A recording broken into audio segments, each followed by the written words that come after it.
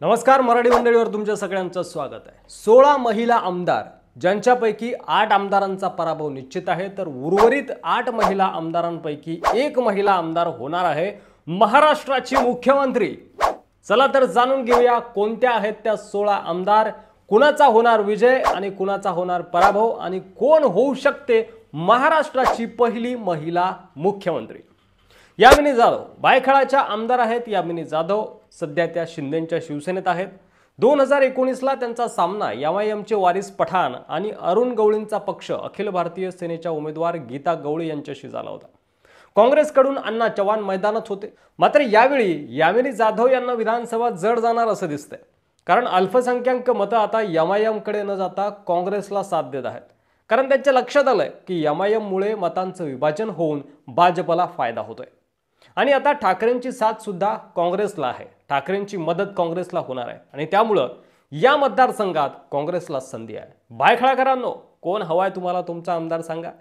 Daddy, Congress की Shiv Sena? Comment नक्की करा। पुढचा मतदारसंघ आहे अंधेरी पूर्व। 2022 ला पोटनिवडणूक झाली। ऋतुजा रमेश लटके यांनी ठाकरेंच्या शिवसेनेच्या मशाल चिन्हावर मैदान गाजवलं आणि विजय मिळवला।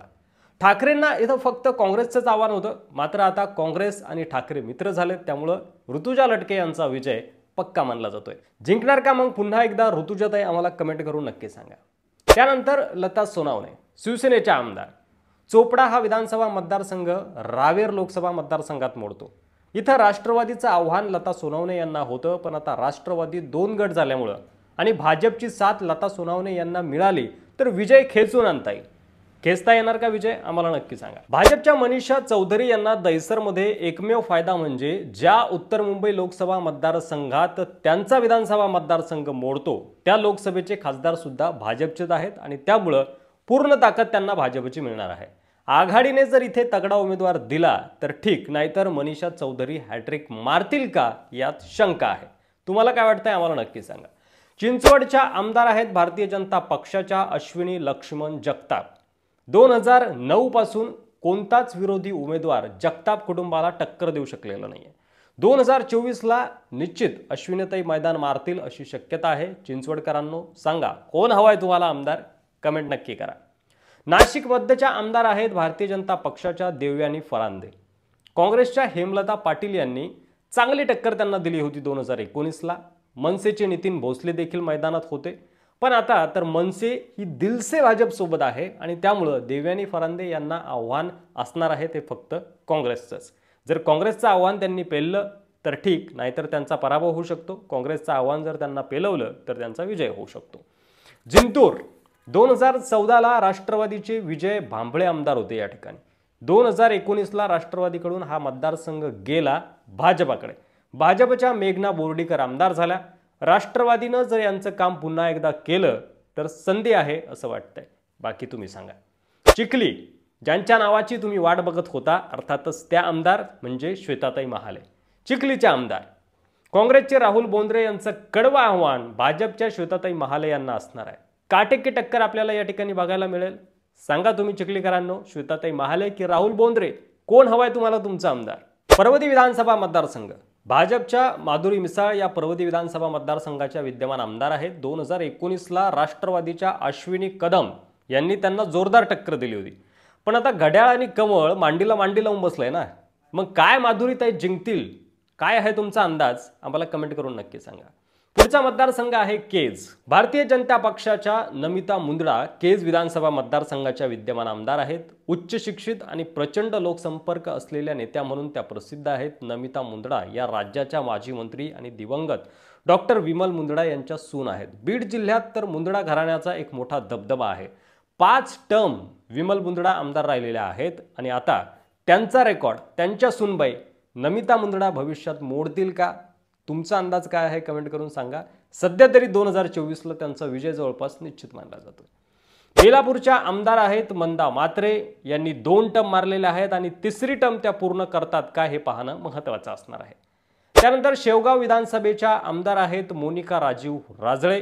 2019 ला राष्ट्रवादीचे ॲडव्होकेट प्रतापराव ढाकणे यांनी त्यांना चांगली टक्कर दिली होती, पण आता पुन्हा यांच्यात लढत झाली तर भाजपला ही जागा गमवावी लागू शकते।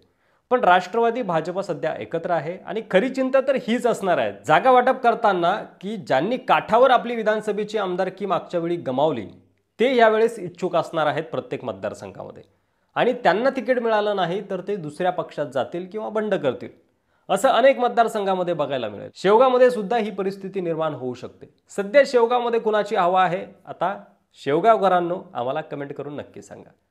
श्रीवर्धन विधानसभा मतदारसंघ आधी सुनील तटकरे मग अवधूत तटकरे आणि नंतर आता आदितीताई तटकरे। काय बदल करायचा यंदा की पुन्हा एकदा आदितीताई तटकरे फिक्स आहेत? शिवसेनेच्या विनोद गोसळकर यांना 52,000 मतं होती आणि आदिती तटकरे यांना 92,000। सोपं नाहीये तटकरेंना हरवणं, पण तुम्हाला काय वाटतंय तुमचं मत आम्हाला कमेंट करून नक्की सांगा। तासगाव कवठे महाकाळ विधानसभेतून सुमन पाटील आराराबा पाटील यांच्या पत्नी यांना विश्रांती देऊन रोहित पाटील आता मैदानात असणार आहेत शरद पवार यांच्या तुतारी चिन्हावर। निर्विवाद विजय रोहित पाटील यांचा होईल यात कुणाच्याही मनात शंका असण्याचं कारण नाही। बरोबर बोलतोय की चूक असेल तर कमेंट करून सांगा। तिवसा विधानसभा मतदारसंघ भारतीय काँग्रेस पक्षाच्या यशोमती ठाकूर या तिवसा विधानसभा मतदारसंघाच्या विद्यमान आमदार आहेत। 2009 2014 मोदी लाटेत सुद्धा विजय, त्यानंतर 2019 आणि आता 2024ला सुद्धा त्या विजय मिळवून चौकार मारतील अशी शक्यता आहे। खरं तर यशोमती ठाकूर यांना मुख्यमंत्री करायला हवं आणि महाराष्ट्राला पहिली महिला मुख्यमंत्री आघाडी सरकारने द्यावी जर आघाडी सरकार आलं तर। युतीमध्ये देखील अनेक चेहरे आहेत मात्र युतीमध्ये महिला मुख्यमंत्री होईल असं वाटत नाही। वरोरा विधानसभेच्या आमदार होत्या प्रतिभाताई धानोरकर, त्या आता झालेल्या आहेत खासदार आणि त्यामुळे आता कोण होईल आमदार काँग्रेसचा त्या ठिकाणी पटकन कमेंट करून सांगा। आणि सोलापूर शहर मध्यच्या आमदार होत्या प्रणिताई शिंदे, त्या सुद्धा झालेल्या आहेत खासदार आणि त्यामुळे आता ती जागा देखील झालेली आहे रिकामी। त्यामुळे आता ही जागा देखील हा गड देखील काँग्रेसला राखता येईल का यावर देखील तुमचं मत आम्हाला कमेंट करून नक्की सांगा। तर या होत्या 16 महिला आमदार, त्यापैकी काहींचा होणार आहे पराभव आणि काहींचा होतोय विजय, ते आम्ही तुम्हाला शक्यता सांगितली। तर मुख्यमंत्री पदासाठी या 16 महिलांपैकी आम्हाला मुख्यमंत्री पदासाठी लायक चेहरा जो वाटला, योग्य चेहरा जो वाटला ते देखील आम्ही तुम्हाला सांगितलंय। तुम्हाला काय वाटतंय कोणत्या महिला आमदाराला आघाडीनं किंवा युतीनं मुख्यमंत्री केलं पाहिजे आम्हाला कमेंट करून नक्की सांगा। आणि तुमच्या मतदारसंघात विधानसभेची काय स्थिती आहे, कोण होतंय तुमचा आमदार नक्की सांगा। पुन्हा भेटू पुढच्या व्हिडिओमध्ये, तोपर्यंत रजा घेतो। धन्यवाद। जय महाराष्ट्र।